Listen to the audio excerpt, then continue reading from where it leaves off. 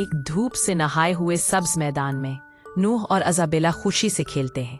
इनकी हंसी नर्म हवा में गूंजती है जैसे चिड़िया की चहचहाट हो। नीला आसमान इनके खेल का गवाह बनता है, जबकि तितलियां इनके इर्द गिर्द रक्स करती हैं जैसे खुशी की अलामत हो।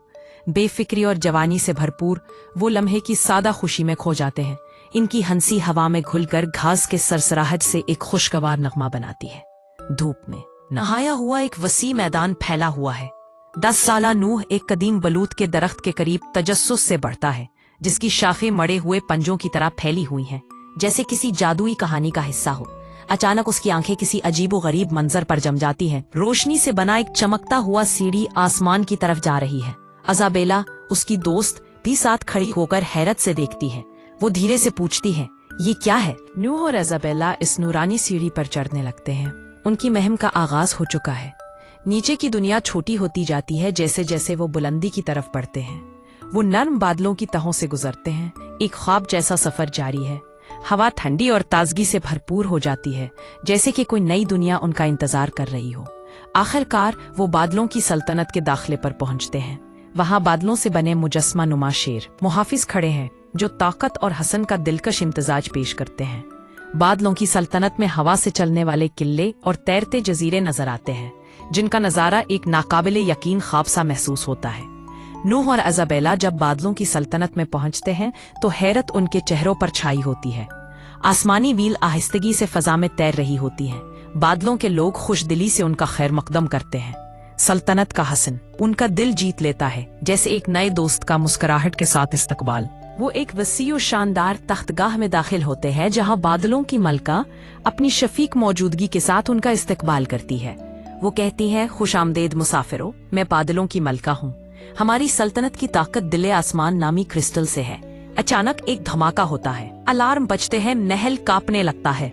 मलका गुस्से और हैरत से खड़ी हो जाती है। दिले आसमान चोरी हो चुका है। महल में खौफ की लहर दौड़ जाती है। हर तरफ चीखो पुकार शुरू हो जाती है। आसमानी व्हीलें बेचैनी से तड़पती हैं, जैसे वो भी इस खतरे को महसूस कर रही हों। नूह और अज़ाबेला इस हंगामे में मजबूती से खड़े होते हैं। नूह कहता है, हमें कुछ करना होगा। अज़ाबेला पुरअज़्म अंदाज में कहती है, हम मदद करेंगे, हमें ये सल्तनत मालूम है। उनके दिलों में उम्मीद की एक नई करन चमक उठती है। मलका उन्हें एक नक्शा देती है और साथ एक आसमानी व्हील का सफर भी इनायत करती है। वो दोनों रवाना हो जाते हैं। व्हील पर सवार होकर वो पुरसुकून आसमान से गुजरते हैं, मगर एक तूफान उनका रास्ता रोक लेता है। बिजली चमकती है और एक सियाह बादलों का जंगल जाहिर होता है। अज़ाबेला खौफजदा होती है, लेकिन नूह उसका हौसला बढ़ाता है। हमें डरना नहीं चाहिए, हम एक साथ हैं। बादलों के जंगल में जहां हर तरफ रोशनी बिखेरने वाले फंगस चमक रहे होते हैं, वो आगे बढ़ते हैं। एक गिरा हुआ दरख्त उनका रास्ता रोकता है, लेकिन नूह अज़ाबेला को ऊपर चढ़ने में मदद देता है, जैसे एक हकीकी दोस्त का फर्ज हो। एक तैरता हुआ जजीरा जाहिर होता है, जिस पर बादलों की कदीम जबान में कुछ लिखा होता है। अज़ाबेला रमजों को पढ़ती है और एक सरा मिलता है। गर्मनंस का ठिकाना बिजली की वादी के किनारे। ये एक निशानी है कि वो सही रास्ते पर है। वादी के किनारे वो दोनों चमकती बिजलियों के दरमियान खड़े होते हैं। नूह एक मंसूबा बनाता है, आसमानी व्हील के बादलों से एक आर्जी पुल बनाए। अज़ाबेला हिसाब किताब करती है और मंसूबा तैयार हो जाता है। उनकी दोस्ती और ताआवुन की ताकत उन्हें आगे बढ़ाती है। वो तूफानी भंवर स्टॉर्म वोर्टेक्स में दाखिल होते हैं। गर्मलंस का अड्डा तूफान की लपेट में वो फजा में तैरते हुए रास्तों से गुजरते हैं। वहां गर्मलंस ने पहेलियां छुपा रखी हैं। अज़ाबेला उन्हें एक एक करके हल करती है, जैसे वो कोई कदीम राज खोल रहे हो। आखिरकार वो गर्मलंस के अड्डे पर पहुंचते हैं। क्रिस्टल वहां होता है, जिसकी रोशनी अर्द गिर्द फैल रही होती है, जैसे वो उन्हें बुला रही हो। गर्मलंस उन्हें घेर लेते हैं। गर्मलंस का सरदार सामने आता है और कहता है, हमने क्रिस्टल शरारत में चुराया, बदनियती से नहीं। वो अपनी फैल की वजाहत करता है, लेकिन नूह और अज़ाबेला को उसकी मसलहत की समझ नहीं आती। वो लड़ाई की बजाय जहनी जंग का चैलेंज देता है। एक पजल डुएल शुरू होती है। अज़ाबेला और नूह एक टीम बनकर पजल हल करते हैं। उनका इत्तेहाद हैरान कुन होता है। गर्मलंस मायूस होने लगते हैं। आखिर में आखिरी पजल मुकम्मल हो जाता है और क्रिस्टल रोशन हो जाता है।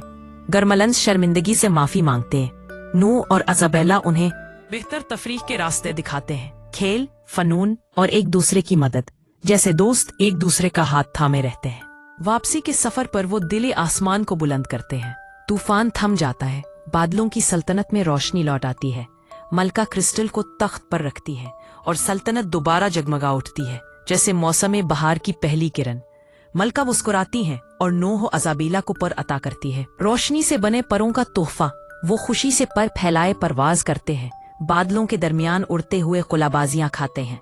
सल्तनत उनके नीचे बिखरी होती है जैसे कोई जादुई दुनिया। जब वो जमीन पर वापस आते हैं, सूरज गुरूब हो चुका होता है। मैदान में वापस आकर गुरूब आफ्ताब की खूबसूरती को देखते हैं, खामोशी में एक दूसरे को देखकर मुस्कुराते हैं। उनकी आंखों में एक नई दास्तान का आगाज हो रहा है। वो जानते हैं कि ये यादें हमेशा उनके साथ रहेंगी। रात को नूह अपने कमरे में लेटा सोचों में गुम होता है।